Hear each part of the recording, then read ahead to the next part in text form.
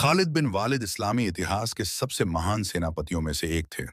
वह अपनी सैन्य क्षमताओं और इस्लाम के लिए अपनी समर्पण के लिए जाने जाते थे। खालिद बिन वालिद का जन्म मक्का में 500 ईस्वी में हुआ था।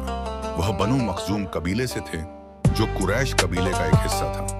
वह अपने पिता वालिद बिन मुगीरा के बाद से एक प्रमुख व्यक्ति थे, जो मक्का के एक प्रमुख नेता थे। खालिद बिन वालिद ने अपने जीवन के शुरुआती दौर में इस्लाम का विरोध किया था, लेकिन बाद में वह इस्लाम में परिवर्तित हो गए।